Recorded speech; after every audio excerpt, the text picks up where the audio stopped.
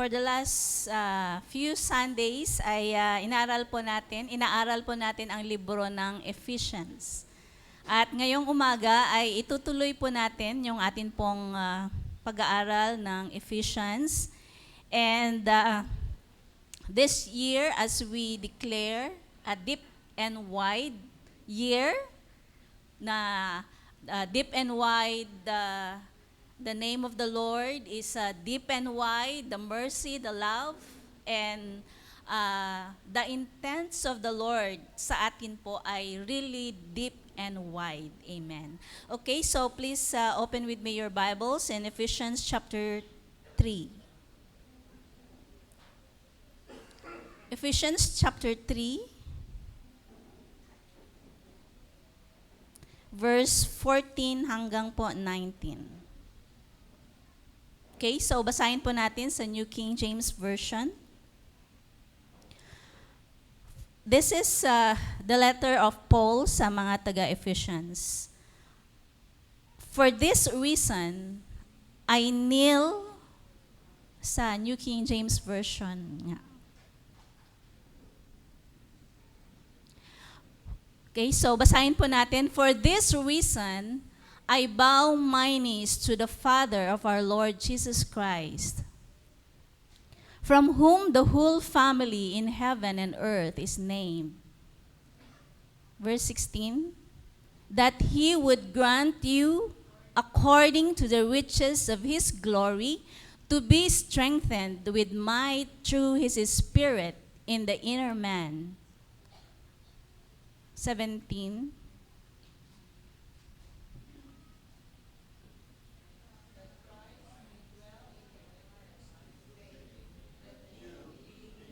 and grounded in love, may be able to comprehend with all the saints what is the width and length and depth and height, to know the love of Christ which passes knowledge, that you may be filled with all the fullness of God. Amen. So let us pray. Father, we just thank you for the reading of your word. God, we pray for your Holy Spirit to be upon us. Let your name be glorified, O God, and may you give us the spirit of understanding, God, as we study your word, that we may know the deep things of your word today, O God. Father, we thank you. This all we pray in Jesus' name. Amen. Amen. Okay, so it is again a deep and wide topic. Amen. So ang title po natin is A Deep and Wide Prayer. So yung binasa po natin dun po sa Ephesians chapter 3 ay ito po ay ang pangalawang prayer po ni Paul. Kung titingnan po natin doon po sa verse 1, nanalangin din si Paul sa mga taga-Ephesians. So doon po sa verse 1 of chapter 3, sabi po doon, for this reason, Paul became a prisoner. So, dito po sa verse 1, sabi niya, for this reason, I, Paul, the prisoner of Christ Jesus, from you Gentiles. So, tayo po yon. We are Gentiles. Kasama po tayo sa mga Gentiles. Okay? So, hindi po tayo kasama doon po sa piniling bansa ng Panginoon na yun po ang mga Hudyo. Okay? So, yun po mga taga-Israel. So, this letter ay hindi lamang po sa mga taga-Ephesians, kundi sa atin din po. Kasama po tayo sa mga Gentiles. Sabi ni Paul dito sa verse 1, for this reason, I, Paul, the prisoner of Christ Jesus, for you Gentiles. So, ito pong scripture na ito ay doon po sa binasa po natin sa verse 14 hanggang 19, the word of God, sinasabi po dyan na it surpasses knowledge. So, this prayer, mula doon sa first prayer ni Paul, doon po sa first part ng chapter 3, and doon sa second part ng chapter 3, at yun po yung aaralin po natin. So, this prayer is a deep and wide prayer. So, ito, isa pong example po ito ng deep and wide prayer. So this year, aaralin po natin, ano po ba yung mga deep and wide? So in the beginning of the year, inaral po natin that the love of God is so deep and so wide. So ano pa ba yung mga malalaman po nating deep and wide in order for us to understand the love, the grace, and the mercy of God and the intents of the Lord to us? It's so deep and so wide na hindi po natin maintindihan. So ngayong umaga, aaralin po natin a deep and wide prayer. So ano po ba ito? Paano po ba natin ito gagawin? Okay? So si Paul ay naging prisoner po siya dahil sa mga Gentiles. So nung inaral po natin ang Ephesians, si Paul po ay tinawag po ng Panginoon because of this purpose, to preach the good news to the Gentiles. So ito po yung reason ng Panginoon kung bakit pinili niya si Paul, kung bakit si Paul po ay na-convert. So, this is the very reason why Paul is being saved. Kaya naman, because of this calling, si Pablo po ay nabilanggo, okay? Dahil po sa pagpipreach niya ng mga salita ng Panginoon. So this is the price of being called and being chosen. So sa inaaral po natin, lagi po nating sinasabi na in the beginning pa lang, pinili na tayo ng Panginoon. So as we are chosen, meron po yung kaakibat na presyo.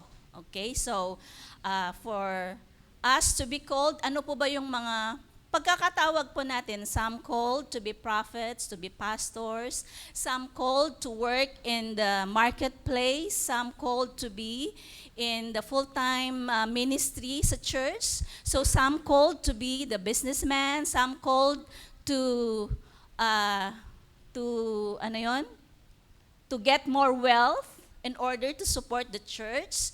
So marami po tayong mga pagkakatawag. So, ang bawat isa po sa atin ay meron po tayong mga pagkakatawag. Kagaya po ni Paul, he is called to preach to the Gentiles. Dahil kay Pablo ay narito tayo ngayong umaga. So, si Paul po ay, during his ministry, ay experience po siya ng mga persecution, ng mga challenges, that even the Jews, yung mga kapwa niya Hudyo, ay he's being persecuted dahil sa mga Gentiles, dahil sa pagpipreach niya about Jesus. So, Paul is being attacked. Yung kanya pong physical na katawan, itong outer man niya ay suffering. But his inner man is so strong. Napansin po ba natin yon? Na kahit na nung nasa bilanggo siya, he is writing. So, he made all ways para po magawa niya yung pagkakatawag sa kanya ng Panginoon. Hindi rason yung naibilanggo siya, na-confine siya sa isang lugar para hindi niya ma-preach yung salita ng Panginoon. Hindi rason yung mga attacks, mga persecutions upang hindi na niya ituloy o kaya hindi na niya gawin yung pagkakatawag sa kanya ng Panginoon. So even to us, saan po ba tayo tinawag? Tayo po ba tinawag sa marketplace? Nung nandun na tayo ay wala na ba tayong mga na-encounter ng mga problema? O kaya sa mga colleagues po natin, maybe ay mayroong mga envy, mayroong mga yung mga nagba-backbite sa'yo, o kaya there are problems. Or tayo po ba ay tinawag sa church na darating din kung minsan na even the pastors and the workers ay napapagod din. Because tao lang din po ang mga ito. Amen? So, saan man po tayo tinawag, meron at meron po tayong problema. Pero kagaya nga ni Paul, hindi rason itong mga sufferings na ito na tumigil na siya at hindi na niya gawin yung pagkakatawag sa kanya ng Panginoon. That even in the prison, nananalangin si Paul. Do you remember yung experience po niya? Si Paul at saka si Silas, nung nasa prison po sila, di ba? Na kahit na nakatali na sila, paa, kamay, They are still worshiping God. So, ang point ko po dito ay, even though si Paul po ay suffering, yung kanyang outer man, but his inner man is so strong. His inner man is so strong. Bakit po? Sabi po doon sa verse 7 of chapter 3, because of the power na na-receive po niya sa Panginoon nung siya po ay tinawag. So it is because of the power of the Holy Spirit na natanggap niya, na yung kanyang pong inner man ay so strong, na nakakapag-pray pa rin po siya even inside the prison. And then we go doon po sa verse 14. Sabi po dito, for this reason, I bow my knees to the Father of our Lord Jesus Christ. So Paul is praying even inside the prison. He is praying to the invisible Father. Bakit kaya ganun na lang ka-strong si Paul na mag-intercede for the Ephesian church, for the Ephesians, for the Ephesian believers? Dahil na-encounter niya ang Panginoon. Na-experience niya ang Panginoon. And so, si Paul at ang Panginoon ay meron po silang connection. So, ibig sabihin, they had a relationship na pwede lang siyang makipag-usap sa Panginoon, pwede lang niyang sabihin kung ano yung gusto niya. O kaya, pwede lang niyang sabihin kung ano po yung nasa puso niya. So, sabi po ni Paul, for this reason, I bow my knees to the Father of our Lord Jesus. So, bakit kaya dumating sa point na sa isip ni Paul ay gusto niyang ipag-pray or i-intercede ang mga taga-Ephesians? Dahil alam niya sa kanyang sarili na sa kanyang pagkakatawag ay he faced attacks, he faced persecutions. Alam niya na yung kanyang na-experience ay ma-experience din ng kapwa believers niya. Kaya naman sabi niya, for this reason I bow my knees to the Father. Verse 15, from whom the whole family in heaven and earth is named. From whom, for this reason I bow my knees to the Father of our Lord Jesus Christ, from whom the whole family in heaven and earth is named. Alam ko na ang Panginoon ang nagbigay ng pangalan sa bawat pamilya in heaven and on earth. So, ano po ba yung mga pangalan ng pamilya natin? Di ba kapag kasi nasabing, itong si pamilya, ay sila yung ganyan. Yung pamilya natin, sila yung ganyan. So, the name of our family ay galing sa Panginoon. Na hindi lamang yung family natin, tayo, ano po ba yung mga pangalan na ibinigay sa atin? Galing po ito sa Panginoon. Kahit na yung mga naidugtong sa mga pangalan natin, galing po ito sa Panginoon. Okay. Mga doctor, attorney, kaya ano pa ba yung mga idudugtong? PhD, RMT, RN, galing ito sa Panginoon. For this is the word of God says. Sabi po ng verse 15, from whom the whole family in heaven and earth is named. So hindi lamang yung family, kundi maging din po sa bawat isa po sa atin. Amen? So it is not us na naglagay dun sa pangalan. Ako nga, nag-review nga ako. Hindi nga ako natulog nang nagre-review ako. So it's not us. So it's not by own strength. But it all comes from God. For promotion comes not from the east nor from the west, but from God. So, kung ano man po tayo ngayon, dahil po sa Panginoon. Ano man po yung meron tayo ngayon, meron tayong house and lot na 5, meron tayong mga mamahaling mga sasakyan, all of this comes from God. Amen? Na hindi po dahil sa pawis natin, hindi dahil sa galing natin, yung galing natin galing din sa Panginoon, di ba? Nung nasa sinapupunan pa lang tayo ng nanay natin, siya na yung nagmo-mold. Okay, ganito ang klase, o kaya forma ng yung ilong, ganito ang klase ng, di ba alam ng Panginoon kung ilang bilang ang buhok natin? Okay, so alam ng Panginoon nung nasa sinapupunan pa lang tayo, alam na niya na, ito magiging doktor, ito magiging attorney, magiging judge, magiging professor, magiging dean, magiging successful na singer o kaya actor. So, ito po, it's all comes from God. Amen? Wala po tayong ginawa. Dahil lahat ng mga meron po tayo ay galing po sa Panginoon. So, even to our families, kung ang pamilya po ba natin ay ganito na ka-successful, ang pamilya natin ay meron ng hacienda, ang pamilya natin ay ang dami ng mga ari-arian, it's all because of God. So, this is the Word of God. So, alam ni Paul na ang bawat isa, kung saan man tayo naroon ngayon, ay it's all because of God. So alam ni Paul yan. Kaya naman, he is praying, he is interceding kahit nasa bilanggo siya. He is praying for the Ephesians. So ganun na lang yung kanyang pananalangin. So could you imagine, si Paul ay nananalangin, so ilang mga members kaya yon? So ito po yung trabaho ng mga pastor.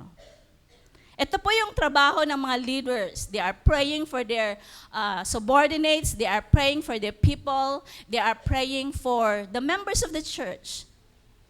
So, siya po si Paul. He has a deep and wide prayer na hindi lang siya nakakonfine sa, Lord, bless me, bless my family. So, parang hanggang doon na lang yung prayer niya. Pero si Paul, he has a very deep and wide prayer na talaga naman with his might, talagang pinagpipray niya yung kanyang bunga. Okay? Yung mga taong na-save dahil po sa kanya. So this is Paul. He has a deep and wide prayer. So, ganun din po sana sa tayo. We have to have a deep and wide prayer.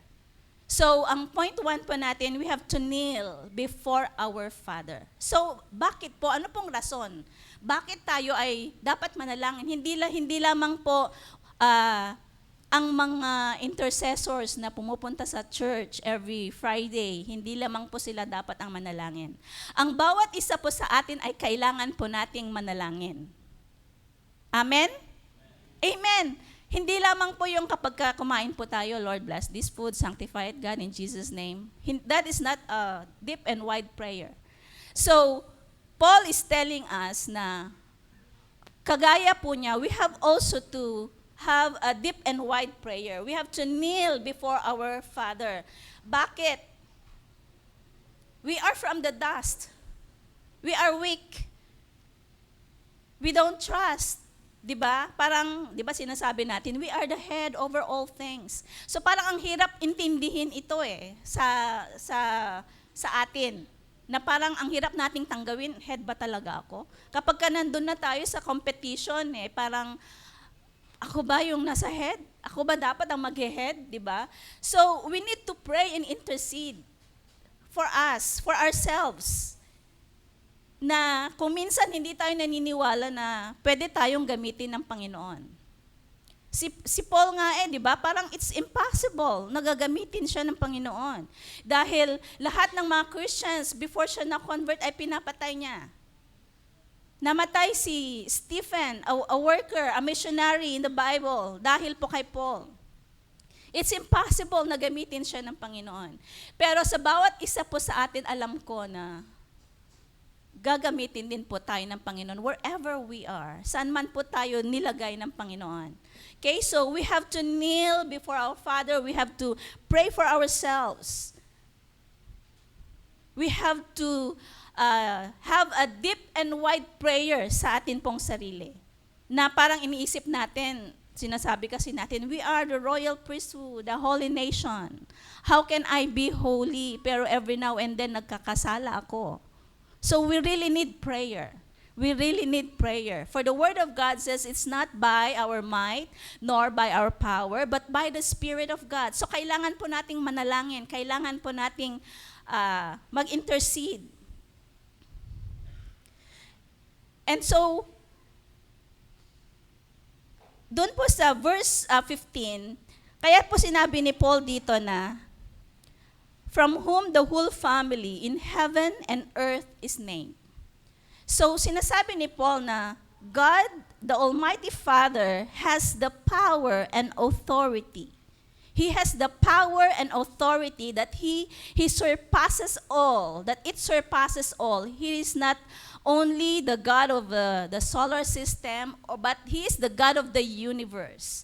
So, Paul is implying in verse 15 na the God na meron po tayo is a God who has the power and authority na pwede niyang gawin lahat. So, siya lang po ang may say. It is not the devil, it is not the creation, but God alone. So, ito po yung sinasabi niya na, in-emphasize niya doon na it is only God ang nagbigay ng pangalan sa bawat pamilya. So, God, our Almighty God, has the power to accomplish all. He has the power to accomplish all. So ano man po yan, iniisip po natin, it's impossible. Pero the Word of God says, all things are possible sa Panginoon. So He has the power. So this is the kind of power na meron po ang ating Panginoon. Kagaya po ng creation, in the beginning, nung sinabi niyang, let there be light, nagkaroon ng light. So this is how powerful our God is. So, our Creator has the power to accomplish all. And He has also the power to put everything into order. Kung ang sa magulong pamilya, God can put it into order.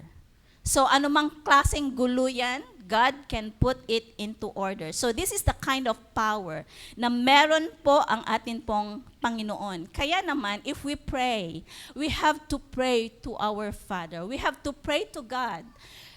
Ano man po yung mga issues po natin, we have to pray and intercede. So our families are named by God. Sabihin mo nga sa iyong katibi, ang iyong pamilya are named by God. So we have to kneel before our fathers, for our families. Amen? Pinagpipray po natin ang ating mga pamilya. We have to know na ano man po yung nangyayari in the spirit, ay yun pong mangyayari in the physical realm. So we have to pray in the spirit. At sabi din po ni Paul sa Ephesians, for we are not wrestling against flesh and blood, but against principalities, against powers of this dark world. So we have to pray. We need to pray. Amen? We need to pray. We need to pray. We need to have a deep and wide prayer. So yun po yung point 1 po natin. And let's go to point 2. Doon po sa verse 16. So this is the prayer of Paul. Ito po yung core prayer niya, verse 16 to 19. Ano po ba yung panalangin ni Paul sa mga taga-Ephesians? And this must be also our prayer. Okay. Ano po sabi niya, verse 16, that He would grant you, according to the riches of His glory, to be strengthened with might through His Spirit, the inner man. So this inner man is very important. Itong inner man po natin ay ito po yung kung ano po yung sitwasyon ng inner man po natin, nagmamanifest po yan doon po sa outer man po natin. Okay. So ang inner man po natin ay merong kanya-kanyang sitwasyon. Okay. So merong masaya, malungkot, merong disgusted, merong ma-embarrassed, merong puno ng takot, merong puno ng galit. Okay, so ano man po yung mga nilagay ng kaaway po dyan. So this is our inner man. Okay, so meron din naman yung very weak, very low self-esteem. So these are the situations of our inner man. So kung minsan, di ba, kapag kami mga naririnig tayo, kaya nagkakaproblema tayo, we prefer to confine ourselves in a room na ang dami nating iniisip, na ito yung nagpupush sa atin to cry and to be lonely, to be depressed, at doon nadidistress tayo. So, ito po yung atin pong inner man. So, our mind is a battleground na ito po yung nagdadala sa atin. Kung minsan yung mga tao na hindi nila kayang i-contain yung kanila pong emotion ay they take their lives. O kaya nandun yung nagsisuicide sila, sinasaktan nila yung mga sarili nila. So, this is our inner man. Kaya naman si Pablo, in order for one, especially a Christian person, to be strong, na labanan ang gawa ng kaaway, and even to say no to temptations, that inner man must be strong. That inner man must be strong. Na yung mga negative voices na hindi mo kaya, mag-give up ka na, hindi ka papasa sa exam, kahit review ka ng review, kahit di ka na matulog, mag-review, hindi ka papasa. So those are negative words, and these words are from the enemy. At kung minsan, if we allow this inner man to rule us, these negative voices, masisira po tayo. Kaya naman si Pablo, sabi niya, doon sa kanyang panalangin na first prayer ni Pablo, that each of his members sa Ephesus ay maging strong yung kanyang inner man nila. So, paano po ba mangyayari yon? Sabi po niya dyan, to be strengthened with might through His Spirit in the inner man. Pwede po bang tingnan natin sa NIV, this verse? Sabi niya kasi doon sa New International Version, sabi niya dyan, I pray that out of His glorious riches, that He may strengthen you with power through His Spirit in your inner being.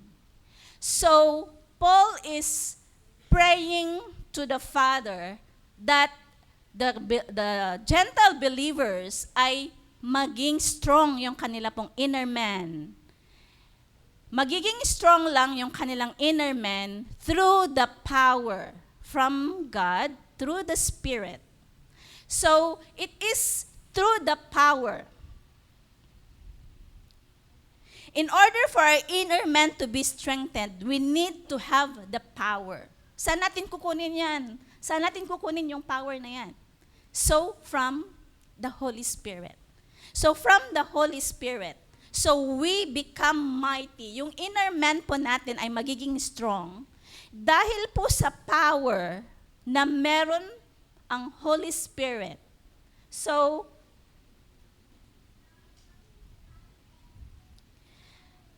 Paul was praying that the Holy Spirit will enter into the inner man.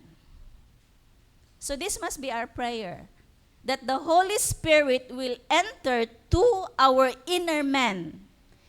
And then the power na meron po yung Holy Spirit, magjo-join po doon po sa power na meron yung inner man natin, yung power na hindi pa power, wala pa tayong power because we are weak. We are, yung ano ba yung meron tayo, ano ba yung sitwasyon ng inner man natin. So kung pumasok po yung Holy Spirit sa atin, the power na meron po ang Holy Spirit, mag-join siya dun sa power ng inner man natin. And so, that kind of power na meron yung Holy Spirit, yun na rin yung power na meron tayo. So this is the prayer of Paul. So in order for our inner man to be strengthened, we need to have the power of God through the Holy Spirit. So kailangang meron po tayong Holy Spirit in order for us to be strengthened, yung inner man po natin. So yun po yung prayer ni Paul na una. Okay? So to be strengthened with might through His Spirit in the inner man. So kapag ka meron na po tayong power, because the Holy Spirit now, na-receive na po natin, verse 17, sabi po dyan, that Christ may dwell in your hearts through faith. Jesus Christ will now be at home in our hearts. So because of the Holy Spirit, Jesus Christ will now be at home in our hearts. Okay? So yun po yung sinasabi niya doon. So this is the second prayer of Paul na first, in order for our inner man to be strengthened. So kung yung inner man po natin ay na-strengthened through the power of the Holy Spirit, Jesus Christ now dwell in our hearts through faith. And so, if the Holy Spirit now dwell in our hearts, ano sabi po ng verse 17? That, dun sa New King James Version, that you being rooted and grounded in love. Because Jesus is love. So, hindi po pwedeng mag-dwell muna ang Panginoon bago ang Holy Spirit. So, kailangang ma-receive po muna natin ang Holy Spirit. The power of the Holy Spirit. In order for our inner man.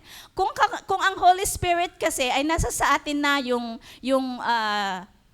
negative situation of our inner man ay matatanggal na. Okay? So yung atin pong weakness, yung ating very low self-esteem, yung atin pong sadness, yung atin pong loneliness, yung pagkakadepress po natin, matatanggal na yon if we are being filled with the Holy Spirit. So if the Holy Spirit now in our hearts, Jesus Christ now dwells in our hearts. And Jesus Christ is love. Kaya naman, if we encounter Jesus, and He is now at home in our hearts, we are now being rooted and grounded in love.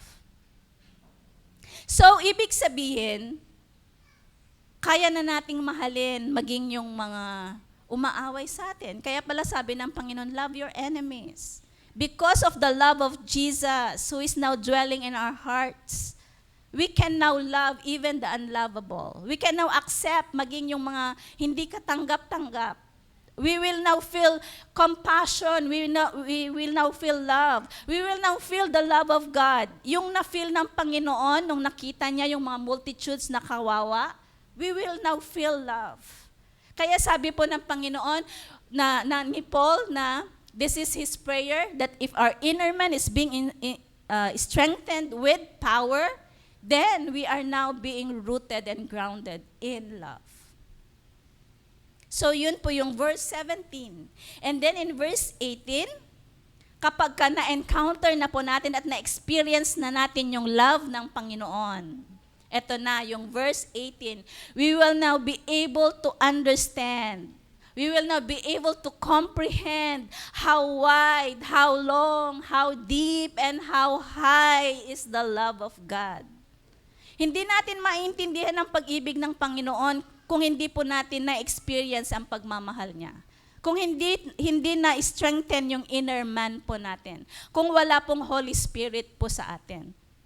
Okay? So, yun po yung sinasabi po ng verse 18. Tsaka lamang natin maiintindihan how long, how wide, how deep, and how high is the love of God kapag ka na-experience po natin yung pagmamahal po ng Panginoon. And then in verse 19, to know the love of Christ. Yung to know the love of Christ po dyan ay, tsaka lang natin malalaman na ang pag-ibig ng Panginoon kapag ka naranasan na natin. Ang pagmamahal ng Panginoon. And the love of Christ, ano po bang sinabi natin dyan? Passes knowledge. Di ba hindi natin maintindihan, bakit kaya?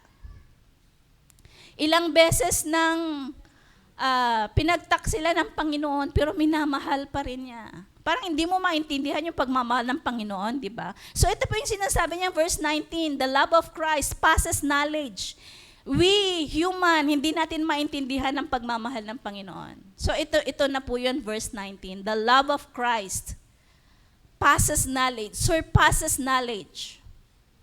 But we have to know that unless we encounter God, unless we experience the love of God, hindi natin maiintindihan yung pagmamahal ng Panginoon. And then, kapag kaya na po yung na-experience na natin yung love of Christ, we will be filled with the fullness of God. The fullness of God means we will experience His blessing, His resources, and even His wisdom. And that is our point number 2. We have to pray that we are strengthened with power and love. So yun po yung a deep and wide prayer ni Paul. Amen? Amen. Okay, so yun po yung atin pong topic ngayong umaga. And as I close, gusto ko lamang i-share yung short testimony ko. Okay, so with my prayer and of course the prayer of my my authority, okay, sina Pastor Dan and Ate Claire, my inner man is strengthened with power and love. So alam naman na ninyo noon na ako ay there's no love. Kinatatakutan ako ng mga kasama. Even nung full-time na ako sa church, ayaw pa nilang tumabi sa akin. Ayaw nila akong kausapin, di ba? Kapag ka nasa room ako, ayaw nilang lumapit. So, ganun yung pagkakakilala nila sa akin. And I believe na there's no love in me. Dahil kung ano yung sinabi ng Panginoon, justice na agad, walang grace. So, this is me before. But because of their prayer, because of their intercession, their deep and wide prayer, a very weak daughter becomes the priest of the family. A very timid one becomes a preacher of the gospel. A very fearful person to one who can represent the church in all the agencies of the government and private institution. The power and love in my inner man is strengthened through the power of the Holy Spirit and of course through the deep and wide prayer of my authorities. I am who I am now because of their prayers. As the priest of the family, so ako naman nung na-strengthen na yung aking inner man, I always say a prayer to my family. I prayed for all the areas ng kanila pong mga buhay. I speak blessing to their businesses and even to their work. And most especially, I pray for their salvation. So, a deep and wide prayer is not just a simple utterance of prayer for others, but yung burden ba na ilalagay sa'yo ng Panginoon na kailangan mong mag-prayer and fast, kagaya po ni Mordecai at ni Esther, na kailangan nilang mag-fast and pray and groan and beg God to save them. So this is the kind of a deep and wide prayer. Amen. So yun lang po. Praise God.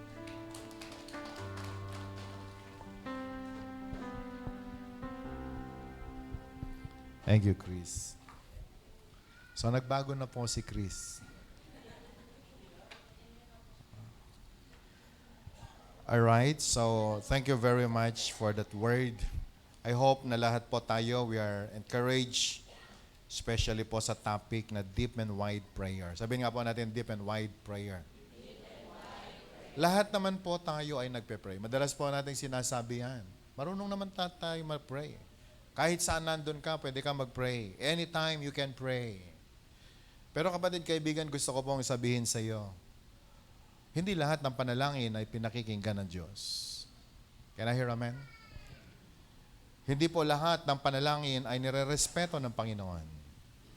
Una, dahil kanino tayo nananalangin. Pangalawa, ano ang pananampalataya ng taong nananalangin.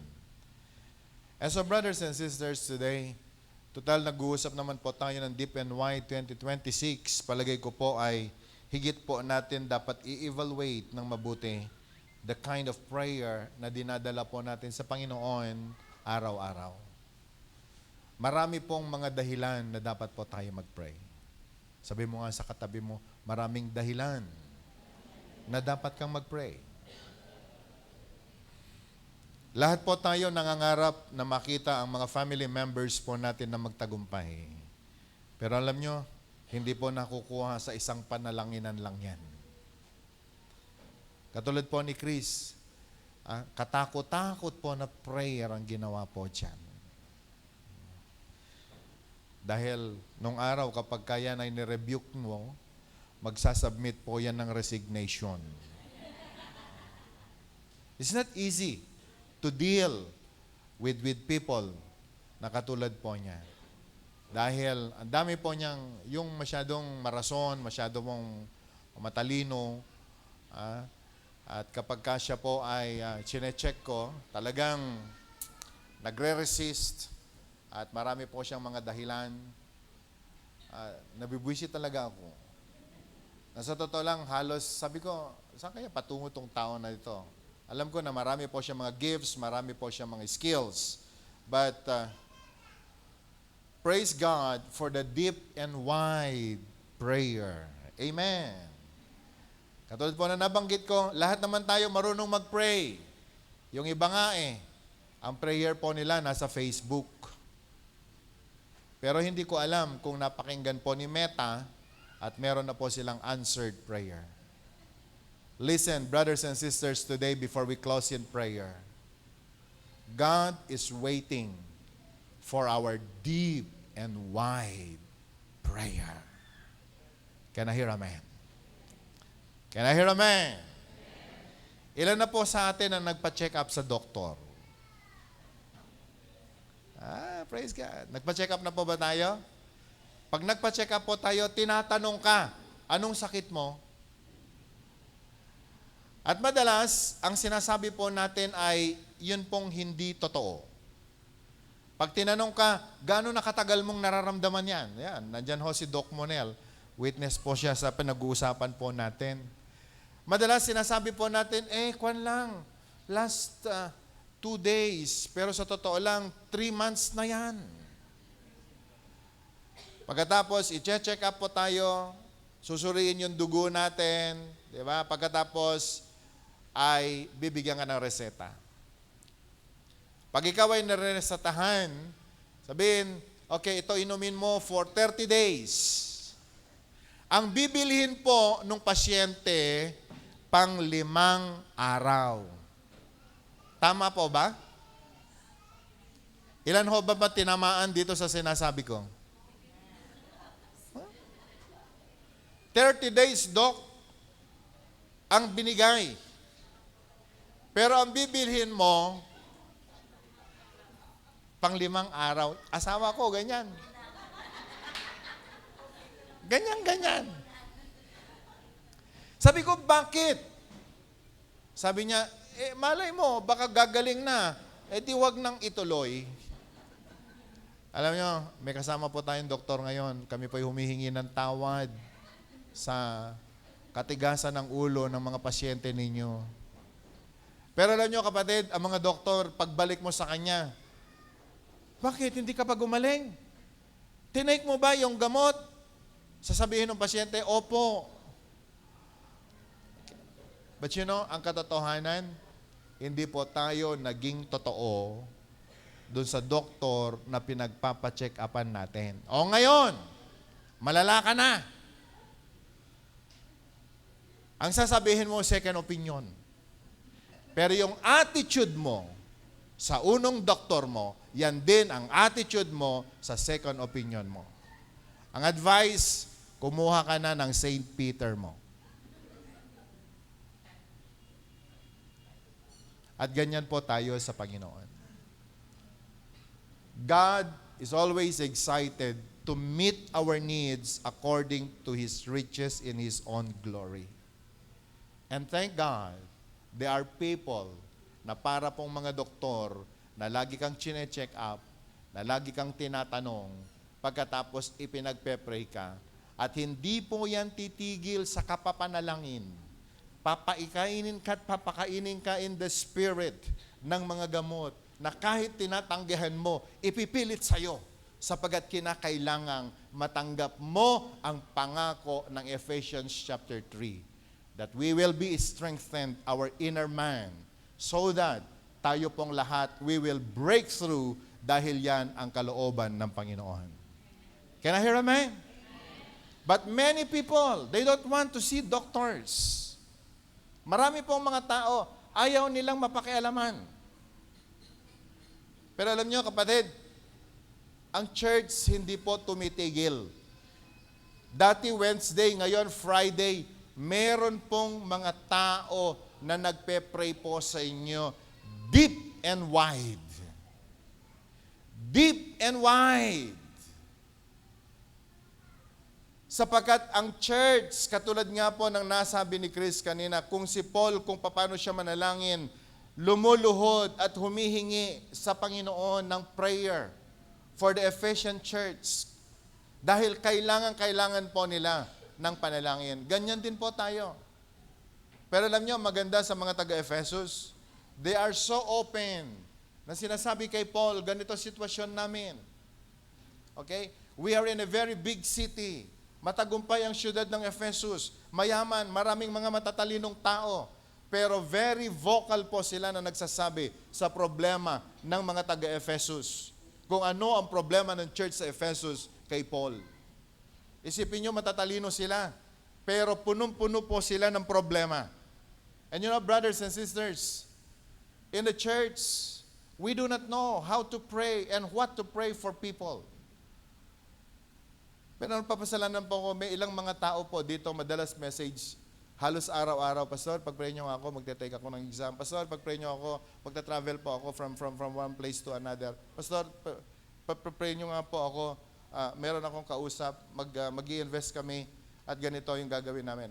And you know, natutuwa po ako dahil in our prayer, kahit sa personal prayer life namin ni Claire, na idadala namin sa panalangin ito pong mga taong ito. And that's one reason why in your offering envelopes nilagay po namin dyan, ano yung mga prayer request po ninyo? Alam nyo kung bakit napakahalaga po niyan? Sapagkat hindi po namin alam kung anong panalangin ang gagawin namin para sa inyong lahat. Lalo na masyadong mga, masyado pong mga masecret ang mga tao. Secret, ayaw magsabi ng problema, pero sa Facebook, sinasabi naman po nila. Pangit naman nasasabihin ko sa iyo, nakita ko sa Facebook, ganito ang problema mo. Hindi yata po tama. But you know, brothers and sisters, I want to tell you, ang church, we are so willing to pray for you. And also, we want to encourage everyone. Pwede po ba na tayo ay magbigay po ng panahon? Let's come to church, especially during prayer meetings. Let's pray for people. Okay? Kasama po sana tayo na babayo sa panalangin ng mga kapatiran po natin hanggang sa matanggap nila ang kanila pong answered prayer. You know, in the church, deep and wide prayer, we will not stop praying until something will happen. Can I hear amen? Alam niyo po, ginagawa namin, ayaw ko po kasi magsabi ng ganito kasi parang self-serving.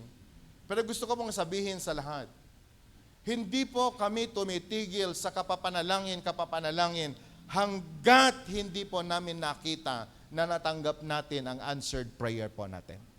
Katulad ng sinasabi po ni Chris, hindi po namin tinigilang ipinag-pray po si Chris. Kasi kung si Chris lang ang dati, hindi na po siya magpipreach ngayon. Lalo na kung nakaupo nandyan si Maricar tsaka si Jen, hindi siya magpipreach. Nung araw, kung ganyan yan, sabi niya sa akin, Pastor, ikaw na mag-preach, hindi ko kaya. May lagnat ako. But you know, because of prayer, meron pong ginawa ang Panginoon. Are you still with me? Marami po sa atin. Gustong-gusto namin kayong samahan sa kung saan kayo gustong pumunta. Kaya lang, we do not know where you're going. Walang nakikipag-usap. Di naman kami Holy Spirit para alam naman namin yan. Amen? And oftentimes, tinitingnan po namin yung mga prayers sana sa envelopes. Wala po kaming nakikita. Only few ang naglalagay. Pero wag niyo pong babaliwalain ang prayer ng church. The deep and wide prayer na ginagawa po ng church para sa inyong lahat. Naalala ko po nung araw, yung mga students natin sa SWAT nung araw, every day, every Wednesday or Thursday, they come. And they write yung pong prayer request nila. At natutuwa po kami nagpe-pray. At hindi po kami tumitigil na mag-pray. Hanggang sa isang araw, dumarating na lamang sila, Pastor, answered prayer kami. Pumasa kami. Pastor, pumasa kami sa interview. Pastor, meron na kaming work. And you know, God is so faithful. So today, my brothers and sisters, we heard the topic about deep and wide prayer. Huwag po sanang marinig pagkatapos, natapos na lang. We're doing this. Can I hear amen? The deep and wide prayer. Gusto po nating ipakita at sabihin sa lahat. Ang 611 Church, we are doing this mula pa na sa simula. And we will keep praying for people kung alam po namin at kung ipapaalam nyo po sa amin kung ano ang nais nyong matanggap na answered prayer. Can I hear amen? Can I hear amen? Okay? Yung wag pong sasabihin sa amin, yung problema kapag ka, alam mo yan, yung malala na yung sitwasyon. Church, brothers and sisters, you have a church praying for you. You have a pastor that is praying for you. You have workers that are praying for you. Every day, every day, every day. Kaya po ako nagsasend ng message sa inyo every morning. Yung ibang tumatanggap 3:00 pa lang. Dahil gusto po namin ipahiwatig sa inyo. Madaling araw pa lang na ipapanalangin na po kayo. Are you with me? Because yan ho ang sinumpaan namin sa Diyos. Ang pakainin, ang mga flocks, ang ingatan ng mga flocks. And you know, the church, we are doing this for you, my brothers and sisters. Now, we are encouraging everyone, join our prayer meeting every Friday. And let's all pray deep and wide. Ang family po natin kinakailangang magtagumpay. Are you with me? Can I hear amen? Kung sa palagay po natin, we are so weak at hindi na po natin alam kung anong gagawin natin sa buhay, please, attend the Sunday service and attend the Friday prayer meeting. Because I believe by doing this, the deep and wide prayer, we will also experience the deep and wide love ng ating pong Panginoon. Amen. Ang dami pong rason kung bakit kinakailangan po tayo mag-pray. Tatay natin, nanay natin, mga kapatid natin, our workplace na kinakailangan ipag-pray. Church, the topic for today, hindi po lamang para kompletohin ang taon na Deep and Wide 2016. But God is telling you now, you need to experience the deep and wide prayer.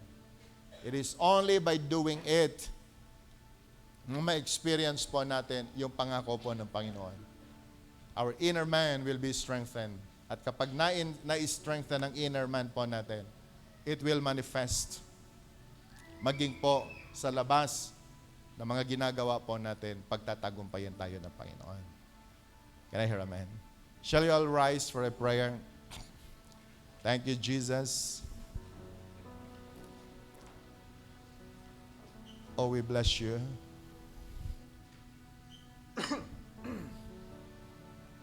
Brothers and sisters, today, narinig po natin ang message ng Panginoon.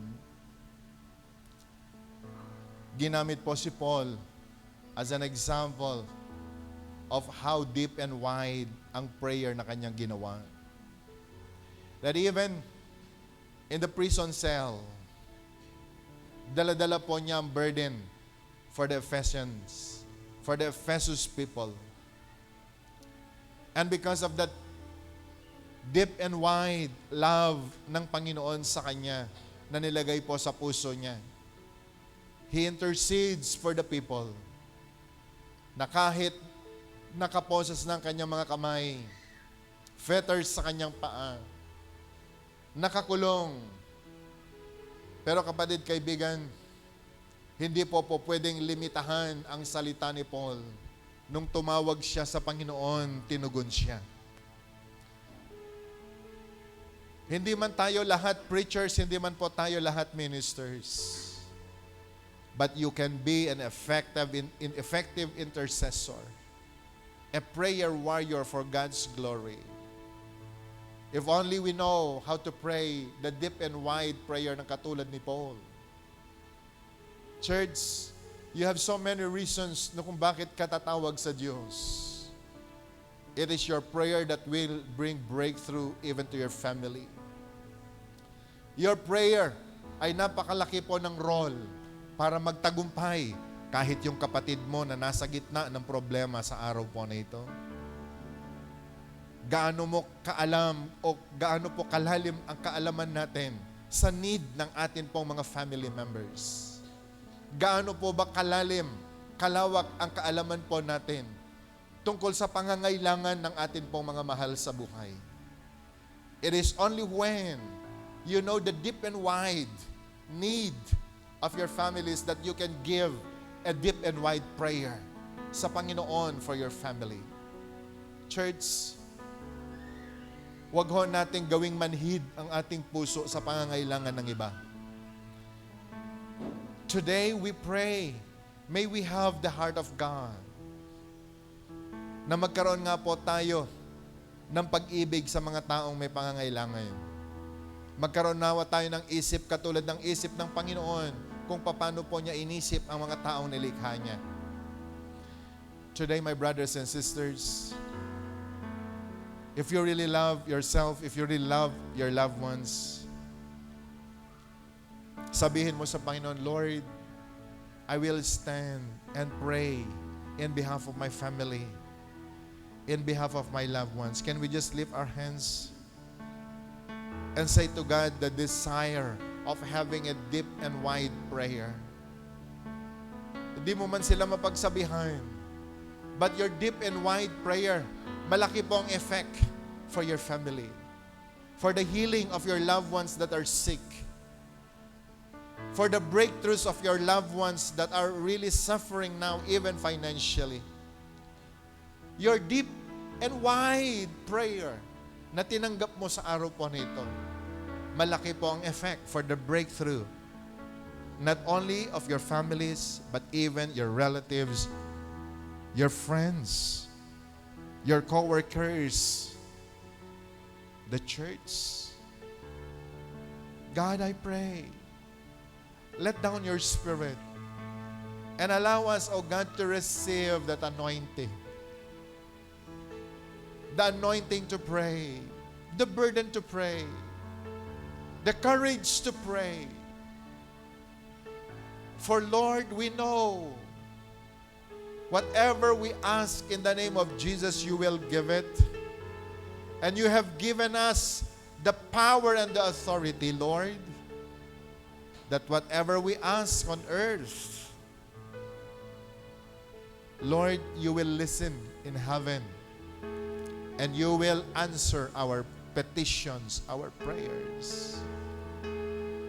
Today, my brothers and sisters, ask God for that anointing. Sabihin mo sa Panginoon, Lord, fill my heart with love. Sabihin mo sa Panginoon, Lord, fill me with your Spirit. The Spirit na meron po tayong sensitive spirit sa pangangailangan po ng iba. Katulad po ni Paul, nung siya po'y nag-pray sa mga taga-Ephesus. Today, my brothers and sisters, I pray to the Lord that may God open your spiritual ears so you can listen to the very needs of people. Not only your families, but even your neighbors, your loved ones, your relatives. I pray, Lord God, for the opening of our spiritual eyes so we can see the need, Panginoon, ng mga taong dapat naming ipanalangin. And today, I pray in the name of Jesus, give us an obedient heart. Give us and obedient heart. That today, O God, we will keep praying until something will happen. Especially, Lord, sa mga prayers na amin pong dinadala sa iyo. In the name of Jesus. In the name of Jesus. Open the floodgates of heaven now, Lord, and pour that anointing to your people. Church, listen very carefully. You will be a blessing to many people.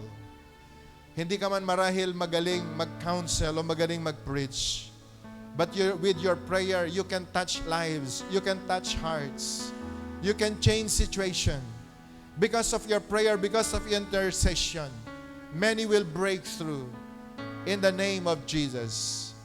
Hallelujah. Panginoon, maraming salamat at ang dalangin ko, Lord God, bring down your power now. Bring down your power now.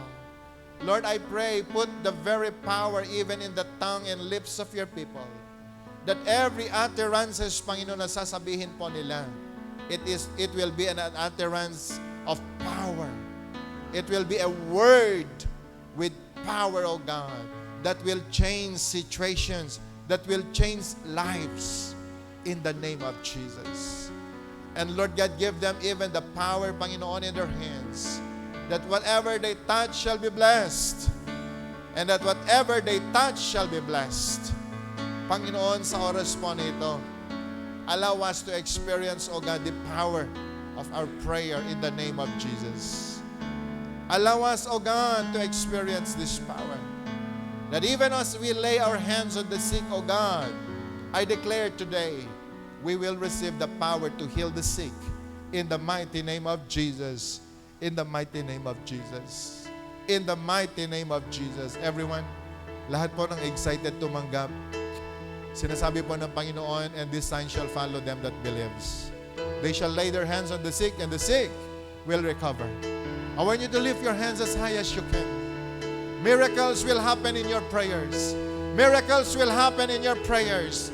Miracles will happen in your prayers. In the name of Jesus. If you believe, if you believe, if you believe, something great will going to happen. Lord, anoint every hands that are lifted up today. And the power, O God, the power to heal the sick, the power, O God, hallelujah, to release blessing, ay matanggap ng bawat isa na nagtaas ng kanila pong kamay. At sa oras na ito, Panginoon, ang akin pong dalangin. In our prayers, O God, sa secret places, Panginoon, na prayer room ng iyong mga anak, katagpuin mo po sila. And Lord, I also pray even the burden to be upon our hearts to attend even the prayer meeting every Friday. Because we believe, Panginoon, ang sama-samang panalangin, whatever we pray in agreement, Lord God, it shall come to pass. And so, Lord, I pray, anoint even the prayer meetings na ginagawa, Panginoon, ng mga anak sa lugar po nito. Salamat at ang dalangin ko, Panginoon, sino man sa amin ngayon ang may pangangailangang spiritual, may you bless them and anointing fill your people, O God. And Lord God, anyone who needs healing, O God, heal them in the name of Jesus. Maging sa lahat ng taong nanonood ngayon, O God, in their homes, may you touch them and bless them, heal them. At sa bawat isa na nangangailangan, Panginoon, ng breakthroughs, even in the finances, bless them, O God, multiply whatever they have. At ang dalangin ko nga po, Panginoon, sa araw po nito, walang lalabas na empty-handed, but we receive, O God, all your grace, all your mercies, and even the great supply upang, Panginoon, sa buong isang linggo na ito, Panginoon, your name will be glorified in the lives of your people. Salamat, ingatan mo ang iyong mga anak sa kanilang pong pag-uwi. Samahan mo kaming lahat at hayaan mo nga po, Diyos, ang pangalan mo ang maluwalhati lamang. Bless our preacher and bless even the very word na naipahagi. Bless, O Lord, every ear and heart that receive. To you we bring back all the praise, all the glory, in the mighty name of Jesus. And everyone will shout and say, Amen.